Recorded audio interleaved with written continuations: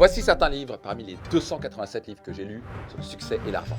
Et dans cette vidéo, je vais vous épargner des centaines d'heures de lecture en partageant certains des plus grands secrets. J'en ai tiré 9 leçons qui vous permettront, où que vous vous trouvez, de booster vos revenus et de faire fructifier votre patrimoine. Donc la première clé du succès financier, ça a l'air tellement simple, mais des millions de personnes n'ont toujours pas compris ça, c'est de choisir un excellent véhicule d'enrichissement. Donc la plupart des gens, ils sont quoi? Ils sont salariés, pas vrai? Toute notre vie à l'école, on a appris quoi?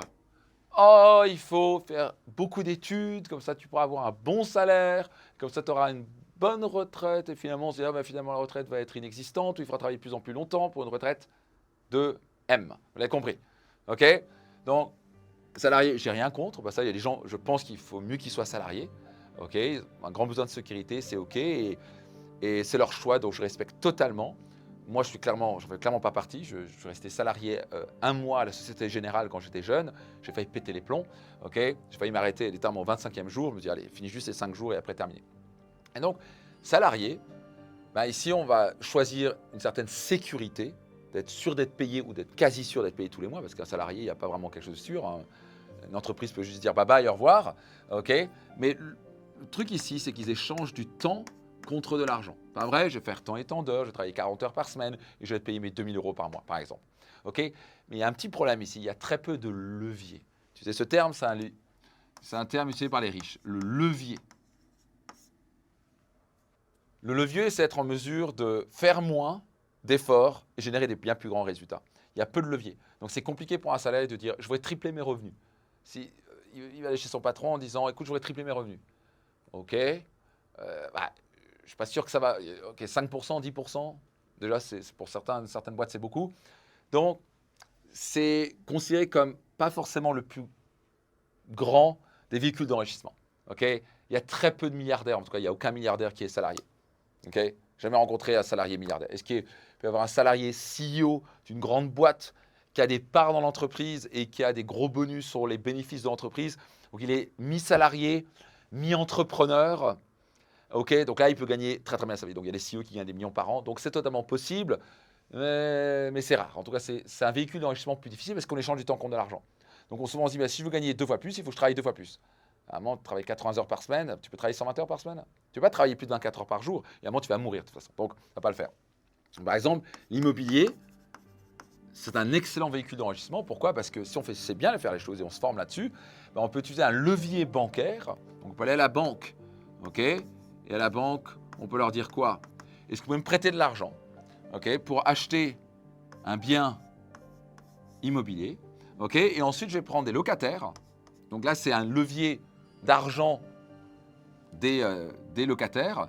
C'est des personnes ici, une famille qui va venir déménager dans la maison. Et en utilisant le levier bancaire de la maison pour acheter la maison et l'argent des locataires, j'ai un moyen de m'enrichir.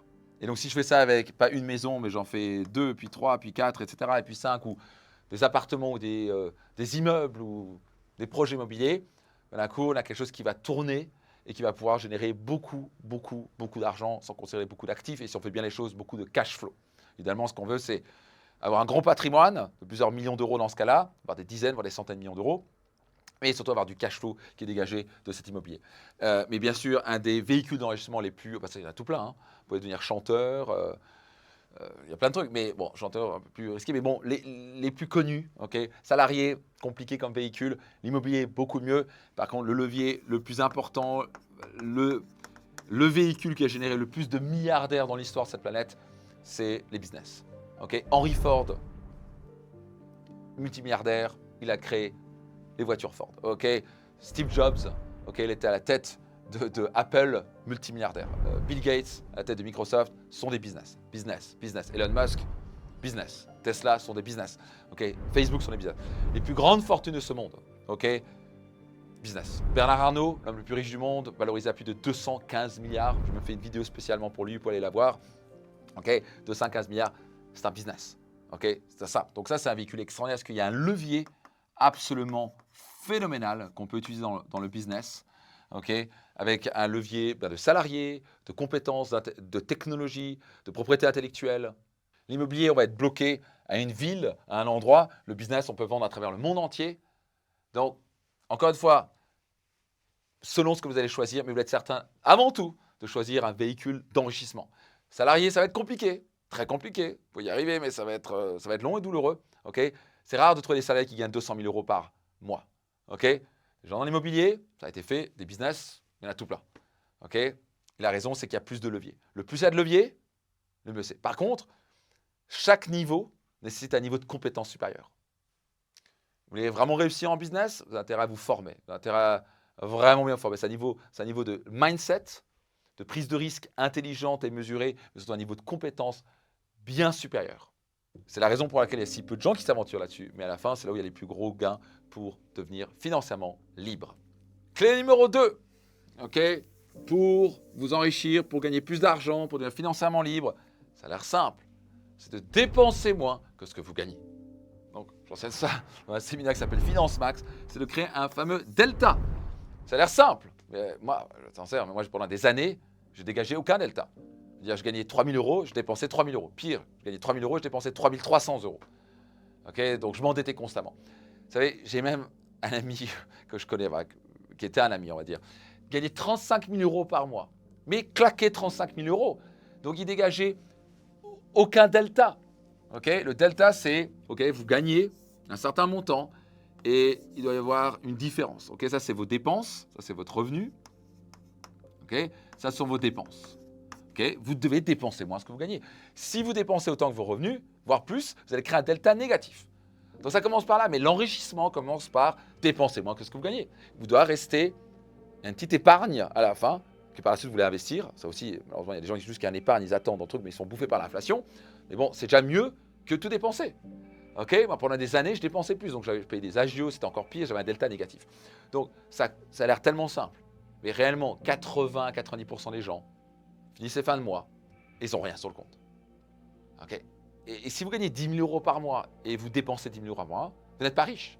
Okay, vous avez une bonne qualité de vie, mais si du jour au lendemain, vous vendez tout, vous n'avez rien. Il y a de fortes chances même que vous soyez endetté. Parce que peut-être que vous avez un prêt pour votre maison, vous avez peut-être un prêt sur vos 1 à 2 voitures, des prêts sur les trucs. Donc, pour beaucoup de gens, quand je pose la question, si tu vends tout du jour au lendemain, il te reste combien? Et souvent, ils se rendent compte en fait qu'ils sont endettés. Ils sont dans la classe moyenne. Et la classe moyenne, c'est le pire parce qu'ils vivent au-dessus de leurs moyens. Ils croient qu'ils sont riches, ils paraissent riches, mais en fait, ils sont pauvres. Réellement, sur le papier, ils sont pauvres.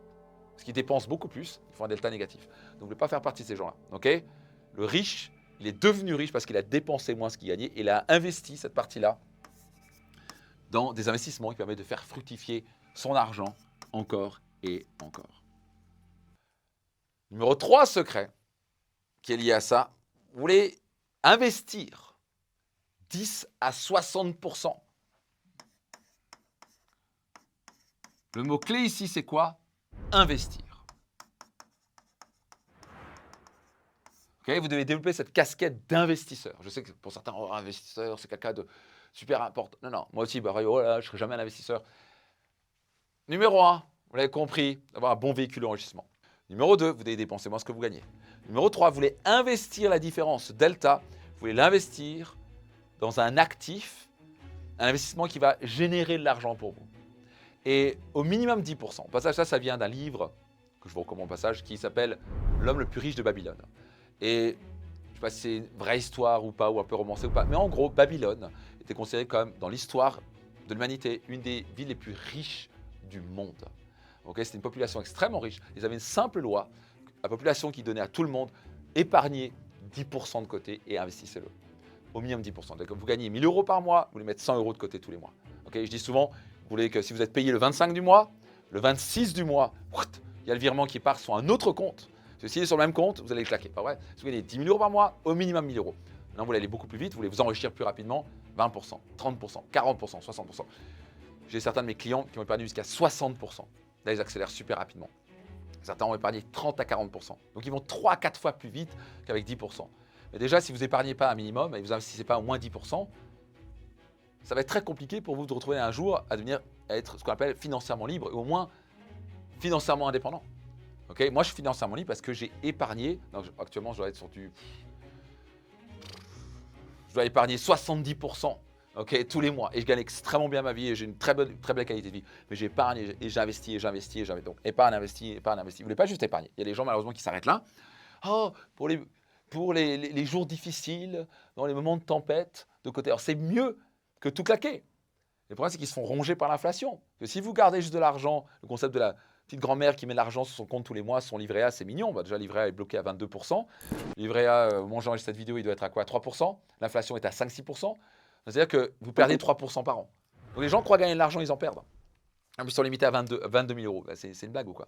Vous n'allez pas faire grand-chose avec ça. Okay, donc à la fin, mais même si vous avez cet argent de côté, au bout de 10-20 ans, il a été divisé, la valeur, si vous avez par exemple épargné 100 000 euros, au bout de 20 ans, c'est toujours 100 000 euros, mais ça vaut 50 000 euros.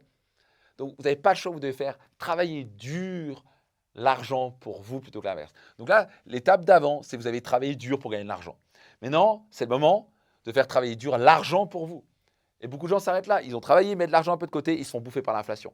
Et donc ils se retrouvent à la fin avec une retraite catastrophique, voire pas de retraite, et ils se retrouvent avec l'argent qui, oui, ils ont ces 50-100 000 euros, mais qui vaut plus grand-chose. C'est pour ça que j'ai beaucoup de passion à en parler, parce que ça me fait tellement mal au cœur de voir des millions de personnes qui vont se retrouver le jour de leur retraite à devoir continuer à travailler et avec une épargne qui aura été réduite en miettes à cause de l'inflation. Okay, l'inflation, c'est une taxe invisible, okay, en plus de toutes les taxes que vous payez.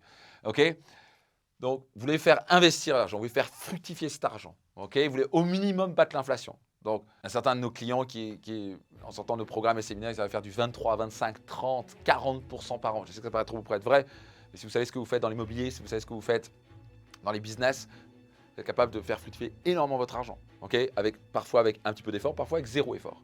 Moi, je suis capable de faire du 20 à 40% par an. Okay, au passage, ça s'apprend. Le plus vous éduquez, le plus vous êtes capable d'augmenter votre intérêt que vous êtes capable de générer pour vous. Donc, mais là, vous devez devenir un maître, pas seulement à épargner, mais surtout à investir votre argent, une partie de 10 à 60% de votre argent et faire travailler dur l'argent pour vous dans un actif qui va vous rapporter de l'argent mois après mois après mois. L'actif ici, le business ou l'immobilier ou quoi que ce soit que vous avez acheté, va générer de l'argent pour vous, va générer ce qu'on appelle du cash flow. OK, du cash flow qui va faire que ça rentre sur votre compte en banque jour après jour, mois après mois. Et plus vous allez cumuler de cash flow et d'actifs qui rapportent de l'argent mois après mois, d'année après année, ben, à un moment, vous êtes financièrement libre. Vous avez besoin de travailler. Donc le but, c'est quoi? D'abord travailler pour générer de l'argent, dépenser moins, quand même bien vivre, placer cet argent, l'investir. Cet argent maintenant est fructifié et ça vous rapporte un cash flow, donc un flux de trésorerie, un flux d'argent mois après mois. Vous n'avez pas travaillé pour.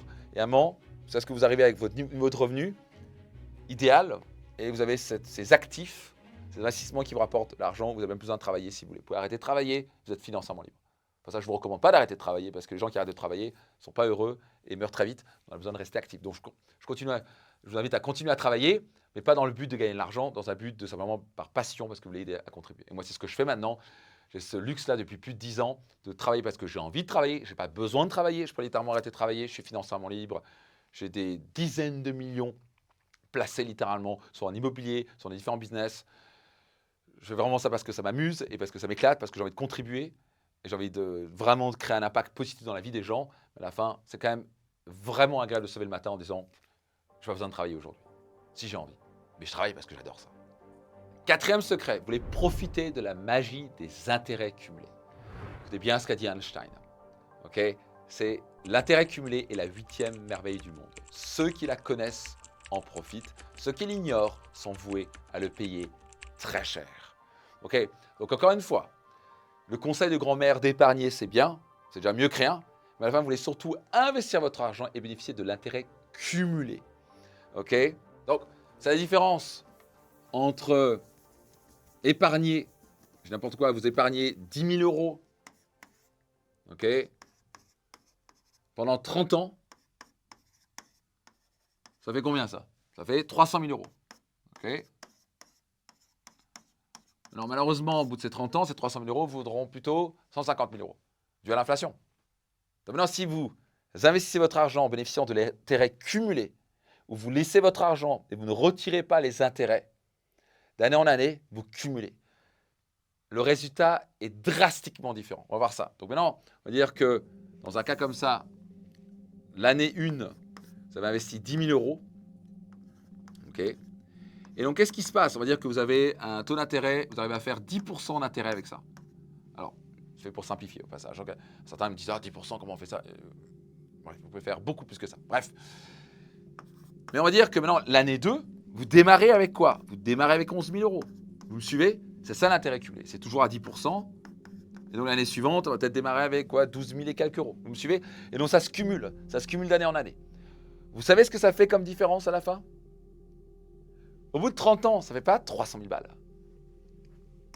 Au bout de 30 ans, ça fait 1,6 million d'euros.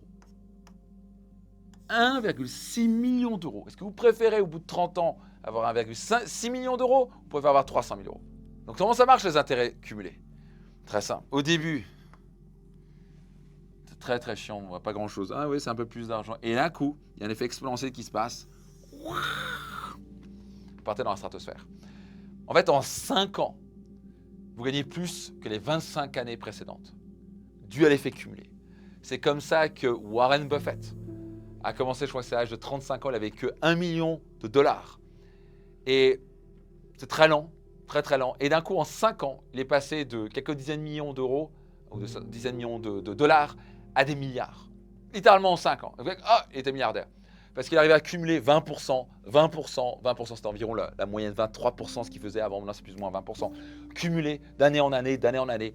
Et ça part en exponentiel. C'est ce qui fait la différence des fortunes. C'est ce qui fait les fortunes à la Rothschild et compagnie, parce qu'ils ont cumulé sur plusieurs générations.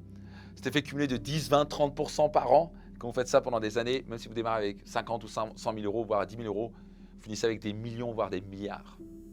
Donc, une des choses que je vais vraiment enseigner à mes enfants, c'est les intérêts cumulés. Okay, et de garder les intérêts dedans, parce que vous cumulez les intérêts. Boum, boum, boum, boum. Et à la fin, ça vous donne des résultats absolument vertigineux. Secret numéro 5. Apprenez à augmenter votre taux d'intérêt.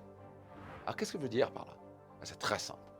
Le plus on est bête financièrement, le moins on est capable de créer de l'argent.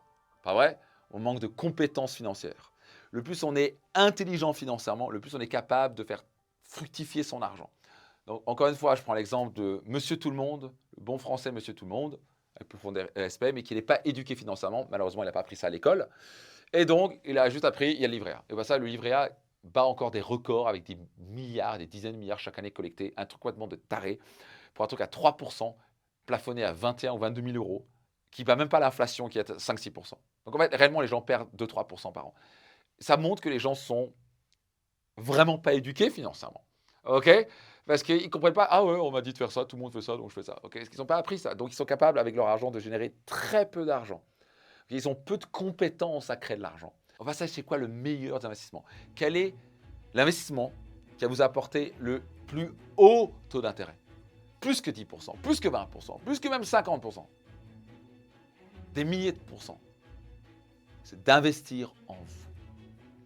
D'investir dans des compétences qui permettront de générer plus d'argent. Moi, j'ai fait le calcul. J'ai investi 1,2 million d'euros dans ma carrière. Et le retour sur investissement se rapproche de 50 fois. Donc, on parle de 5000%. OK? Donc, dans ma carrière. Donc, c'est que chaque fois que j'ai investi, imaginez, vous investissez 1000 euros, vous en récupérez 50 000. Qu'est-ce qui va battre ça? Même Warren Buffett, avec du 20% par an, n'est pas capable de faire ça. Et c'est la raison pour laquelle, quand Warren Buffett, on lui pose la question, je devrais investir dans quelle action, dans quelle entreprise? Il répond toujours par la même chose. Le meilleur investissement que vous puissiez faire est d'investir en vous-même. Tout ce qui peut amplifier vos talents, ça va toujours de vous donner le meilleur retour sur investissement. Et en plus, on ne peut pas vous l'enlever et on ne peut pas vous le taxer. Donc à la fin, c'est la raison pour laquelle, quand je gagne de l'argent, je crée ce delta. La première des choses que je fais, c'est d'investir en moi. Ok? Je me dis dans quelle formation je vais investir, dans quel mastermind que je vais rejoindre, quel est le mentor que je vais payer pour qu'il m'enseigne, qu'il me guide, qu'il me donne ses clés, ses stratégies pour aller plus vite, plus loin, qui va me générer encore plus ma capacité à générer de l'argent et à créer encore plus de richesse, encore plus servir mes clients, etc. C'est un cercle vertueux. Et donc, c'est pour ça que j'ai investi 1,2 million d'euros dans ma carrière. Au début, je démarrais avec 1 000 euros ou 500 euros, puis après 5 000 euros, puis après 10 000 euros. Et après, juste dernièrement, j'ai mis 150 000 euros juste en mentorat, mastermind. Et la raison, c'est que ces 150 000 euros, je sais qu'ils seront en mesure de me générer des dizaines de millions d'euros derrière. Donc ça, c'est un des meilleurs moyens d'augmenter votre taux d'intérêt. En fait, c'est probablement l'unique et le plus puissant des moyens d'augmenter votre taux d'intérêt, c'est de vous former. Et quand vous êtes, par exemple, je ne sais pas quoi, on va dire que vous êtes moyen en marketing, mais vous avez fait une formation marketing, vous êtes devenu très bon en marketing. Donc avant, avec je ne sais pas quoi, vous faisiez des pubs, n'importe quoi, et vous êtes capable de générer avec 1 000 euros de pub, 10 000 euros de vente, n'importe quoi, maintenant vous êtes capable de faire 30 000 euros de vente. Vous gagnez 3 fois plus d'argent avec le même effort. Vous suivez, est-ce que vous êtes plus intelligent au niveau marketing? Vous améliorez vos compétences de vente, au passage chez vous et votre entreprise aussi. Vous êtes capable aussi de mieux savoir investir, que ce soit en bourse, que ce soit en immobilier, que ce soit investir même dans votre propre business, investir dans différents leviers financiers, des deals qui peuvent être super intéressants. Et au passage, le plus vous gagnez d'argent, le plus c'est facile d'y accéder, etc. Mais à la fin, plus vous vous formez, le plus vous êtes apte à augmenter votre taux d'intérêt. Donc à mes débuts, quand j'étais stupide financièrement, je n'étais pas capable de faire plus de 3%, voire 2%, parce qu'il n'y avait que le livret A. Et au fur et à mesure que je découvrais, je me formais, j'investissais, je disais, oh, on peut faire du 8%, oh, non, on peut faire du 10%, avec très peu de risques. Donc, j'ai commencé à découvrir, on peut faire du 15%, non, on peut faire du 20%, non, je vais faire du 40% où j'ai quasi aucun effort. Au passage, quand j'investis quelque part, si je dois vraiment générer zéro effort, ça va générer au minimum 14-15%. Donc, je parle juste de, je fais un virement, c'est placé, ça va me générer au minimum 14-15%. Okay, au strict minimum 10-12%. Sinon, ça ne m'intéresse pas. Okay, si je vais mettre un petit peu d'effort, ça va me générer entre 20 à 40%. Un petit peu d'effort. Et si je dois mettre de l'effort, typiquement ma propre entreprise, je vais être capable de générer quoi? Du 100, 200, 300% par an. Okay, ça, c'est fondamental. Donc, pour moi, c'est une sorte de règle personnelle. Et pour vous, c'est à vous de vous dire, OK, quelles sont mes règles? Et forcément, le moins vous savez, le plus difficile. Par exemple, il y a des gens, c'est l'entreprise, ils ne sont pas assez formés, ils ne comprennent pas les mécaniques de cash flow, ils n'ont pas de tableau de bord, ils ne comprennent pas le marketing, ils n'ont pas de vision, ils n'ont pas de culture d'entreprise, tout ce qu'on apprend dans les programmes et les séminaires. Et donc, ils bossent énormément, jour et nuit, ils voient très peu leur famille, et à la fin, ils se retrouvent même endettés.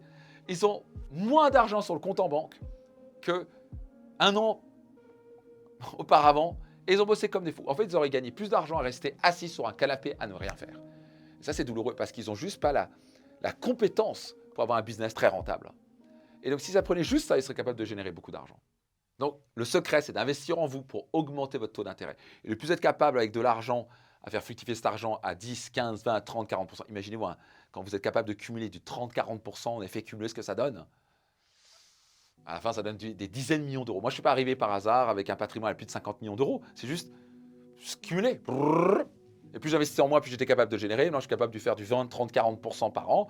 Et juste en effet cumulé sur quelques années, c'est incroyable ce que ça donne. J'aurais jamais pensé arriver à un niveau pareil. C'est juste que ça s'est fait au fur et à mesure.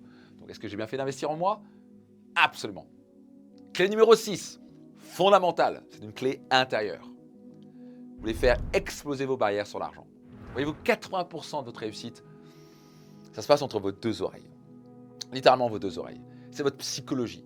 Donc, par exemple, nombre de fois j'ai vu, et moi j'en ai été victime moi-même, parce que j'ai grandi dans une société, comme vous sûrement, on vous dit les riches sont des salauds, ça ne sert à rien de gagner de l'argent n'est pas important. Bullshit. Et puis, oui, de toute façon, si tu travailles dur pour l'argent, tu vas avoir ta famille. N'importe quoi, il faut juste apprendre à travailler plus intelligemment. Mais moi, j'avais toutes ces croyances.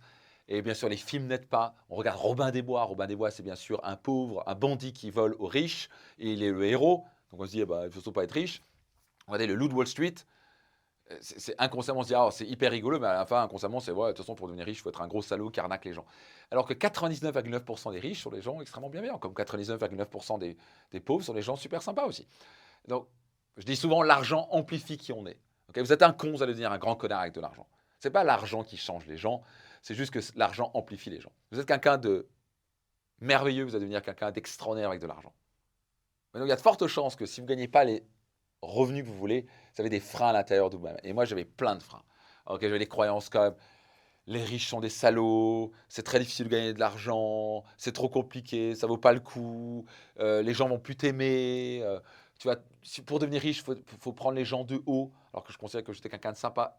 Tout ça, c'est juste des croyances limitantes, c'est des pensées limitantes qui vous bloquent. Et juste à savoir, c'est pas de votre faute. Okay, 95% de vos pensées ne sont même pas les vôtres. Okay, vous avez grandi, vous avez appris par papa, maman, vous avez appris par des frères et sœurs, vous avez appris par les profs, vous avez appris par la télé, la radio, tout ce que vous avez écouté, vos croyances, et vous croyez que c'est ça la réalité. Et le problème, c'est qu'il y a des croyances qui vous aident, alors ça c'est bien, mais il y a des croyances qui vous bloquent et qui vous limitent. Et vous savez quoi? Il suffit d'une croyance limitante pour vous bloquer. Il suffit d'une croyance du style « ouais, mais de toute façon, ça ne sert à rien de gagner plus d'argent ». vous croyez juste ça, c'est terminé, vous n'allez pas gagner plus d'argent.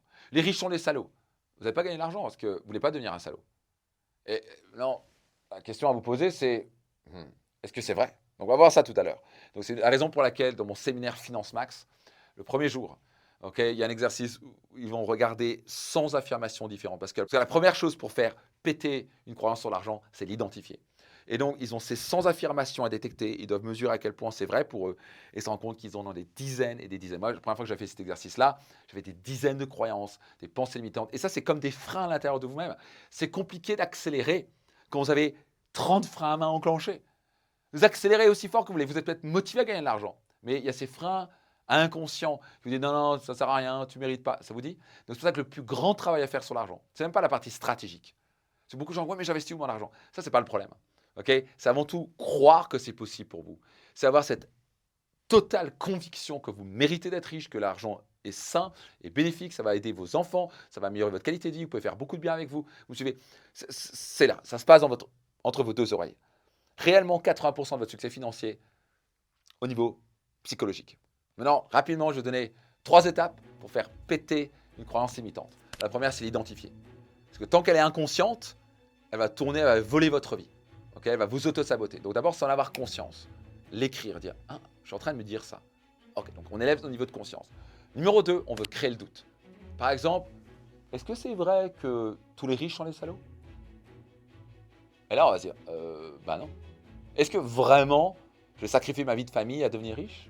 Ou est-ce que je peux apprendre à travailler plus intelligemment, à déléguer, à mieux organiser mon temps?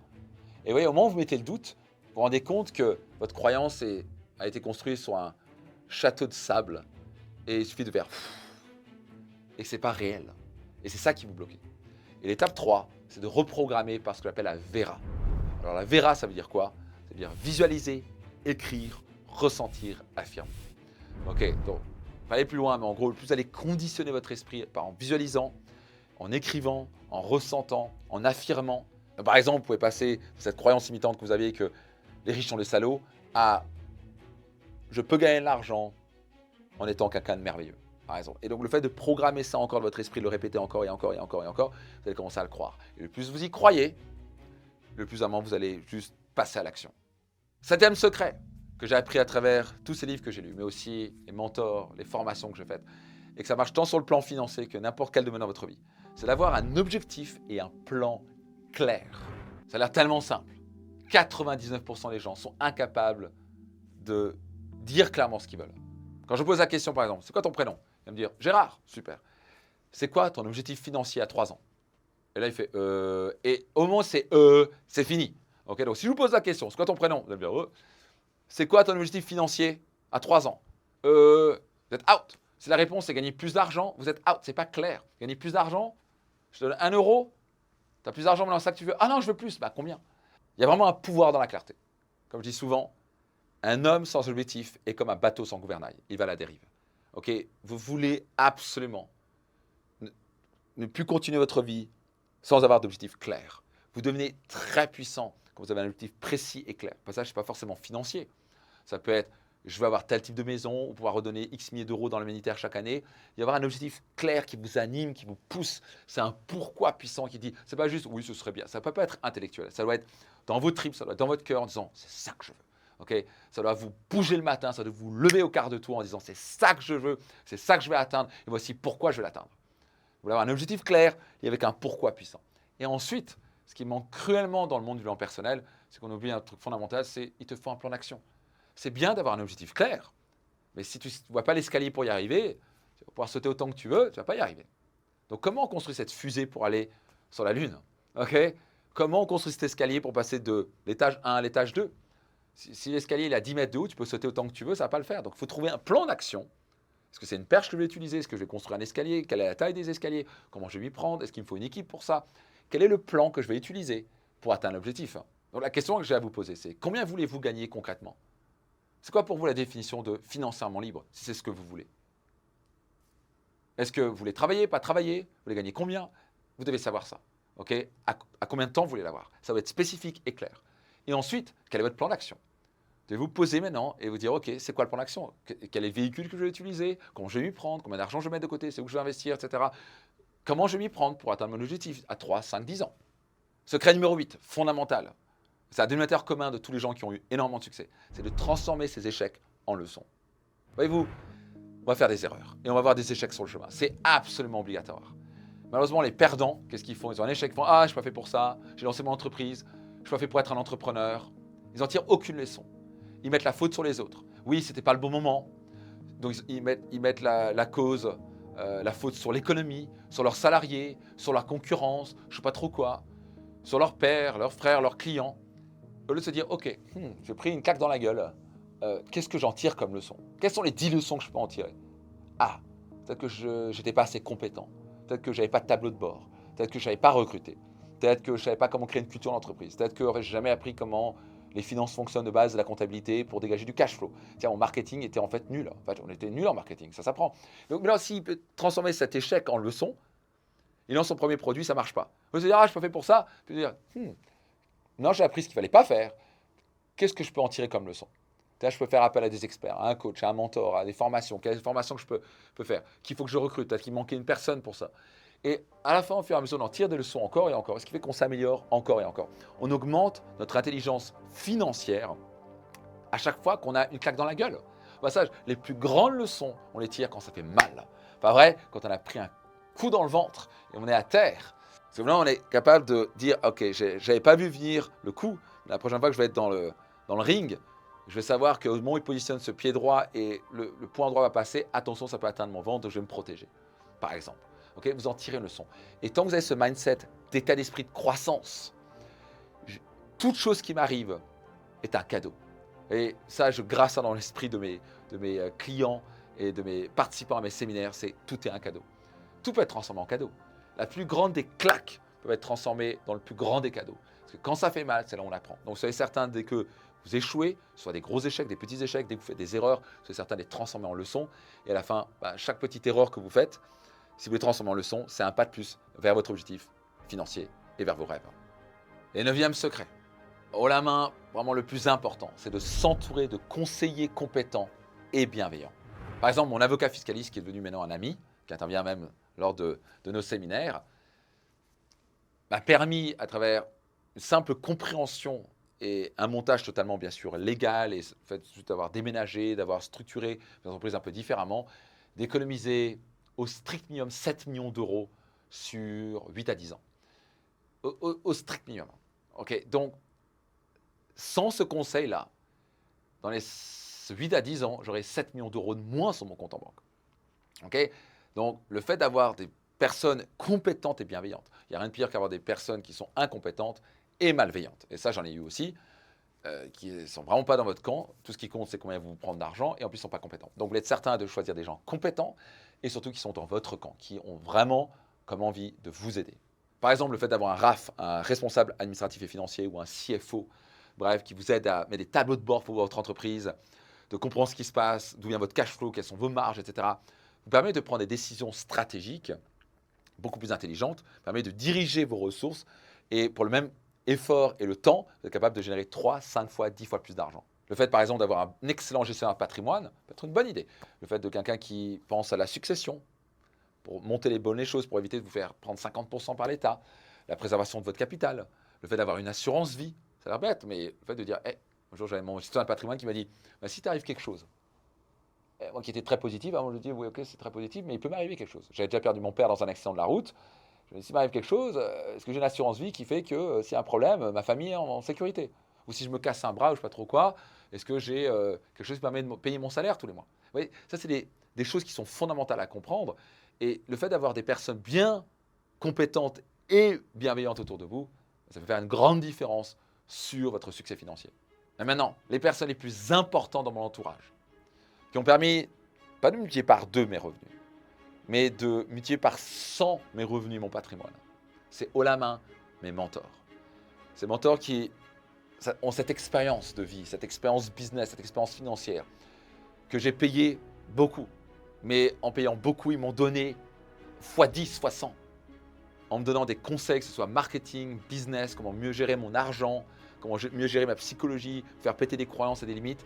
Mais à chaque fois, passer un cap, passer un cap, passer un cap. Et d'un coup, quelques années plus tard, je me retrouve en me disant « Wow, j'en ai fait un chemin. J'étais là à ramer financièrement et maintenant me voilà multimillionnaire, impacter la vie de milliers de personnes à travers le monde, d'être serein, de pouvoir offrir le meilleur à ma famille. Et ça, je le dois à mes mentors. C'est pour ça que chaque matin, c'est un peu bizarre ce que je dis, mais c'est réel, je me remplis de gratitude et je remercie mes mentors parce que sans eux, je ne serais pas qui je suis et je ne serais pas là où je serais. Donc, un des meilleurs moves que vous puissiez faire au niveau financier, c'est s'entourer des gens qui ont beaucoup de succès, des mentors qui peuvent vous transmettre leurs clés, leurs secrets, leur psychologie. Ça, c'est le méga super accélérateur de réussite. Donc maintenant, je vous avais promis 5 livres que je vous recommande. Il y a tellement de livres que je peux vous recommander. Mais il y en a, quoi qu'il arrive, 5 majeurs qui, sur le plan financier, vont vous aider. En tout cas, qui m'ont aidé, j'espère qu'ils vont vous aider. Le premier, c'est Réfléchissez et devenez riche de Napoleon Hill. Ok, fondamental, je l'ai lu quelque chose comme 7 fois. C'est une véritable bible pour les millionnaires en quelque sorte. C'est 13 principes où Napoleon Hill a passé sa vie entière à étudier les plus grandes fortunes de ce monde. On parle au temps du 19e siècle. Et on a sorti 13 principes, que vous avez retrouvé certains que je vous ai parlé. Et je vous recommande vivement d'acheter ce livre, Réfléchissez et devenez riche. Un autre livre incontournable, c'est Père riche, Père pauvre, de Robert Kiyosaki. Moi, ça m'a vraiment permis, il y a plusieurs années, à passer dans le monde du business et de l'investisseur. Et j'avais compris, c'est là où j'avais le maximum de levier. Et que si j'étais salarié ou indépendant, je n'allais pas pouvoir créer beaucoup d'effets de levier. Donc un bon livre que je vous recommande vivement, c'est bien Père riche, Père pauvre de Robert Kiyosaki. Un autre livre que je vous ai mentionné, c'est L'homme le plus riche de Babylone. Juste pour que vous puissiez ancrer le fait qu'il faut mettre au minimum 10% de côté et l'investir. Okay, c'est le début de l'enrichissement. Lisez ce livre, il est très rapide et très court, mais ça va vraiment marquer ce côté de « Ok, il faut que je mette de l'argent de côté ». Après avoir lu ce livre, je dis « Ok, à partir de maintenant, je mets au minimum 10% de côté ». Soit un virement automatique, et ça a été pour moi le début de l'enrichissement. Quatrième livre que je vous recommande, permet vraiment pour vous d'intégrer le concept de l'effet cumulé. Ben justement, c'est le livre qui s'appelle « L'effet cumulé » de Darren Hardy. Okay, Darren Hardy, super livre, très simple, très puissant, bien expliqué. Donc, haut la main, allez lire ce livre. Donc là, je vous ai donné des livres, certains très simples pour débutants, certains un peu plus avancés. Mais là, je vais vous passer un truc plus expert. Okay, c'est un livre qui m'a permis vraiment de mieux comprendre les choses, qui est au passage le livre qui a impacté massivement Warren Buffett. Okay, et la personne qui a écrit ce livre, c'est rien d'autre que le mentor de Warren Buffett. Il s'appelle L'investisseur intelligent par Benjamin Graham. C'est plus complexe, ça va vous pousser dans vos retranchements. Il y a de fortes chances que vous allez poser le livre. Moi, j'ai dû le poser 3 fois parce qu'à chaque fois, je me disais c'est trop compliqué pour moi. Et enfin, j'ai dû repousser et de recommencer et recommencer jusqu'à le finir. Si vous voulez vraiment apprendre à investir et penser comme un investisseur qui est capable de générer des milliards, ce livre, L'investisseur intelligent, est un must. Gravez ça dans votre esprit, les leaders lisent. Okay, pas des romans à l'eau de rose, ça c'est mignon. Vous voulez lire des livres qui vous donnent des clés, des stratégies. Moi, j'en ai lu plus de 287 sur le succès et l'argent, tellement d'autres encore sur différents domaines de vie. Si vous lisez beaucoup, vous allez apprendre beaucoup, vous allez intégrer beaucoup et à la fin, vous allez passer à l'action. Pour finir cette vidéo, mon message est le suivant. Le meilleur investissement que vous puissiez faire, vous l'avez compris, est d'investir en vous-même. Donc, formez-vous. Devenez une machine à apprendre. C'est le meilleur conseil que je puisse vous donner. Ce qui m'a permis de passer de ramer financièrement à devenir multimillionnaire. Permet de ramer dans mon couple à créer un couple extraordinaire.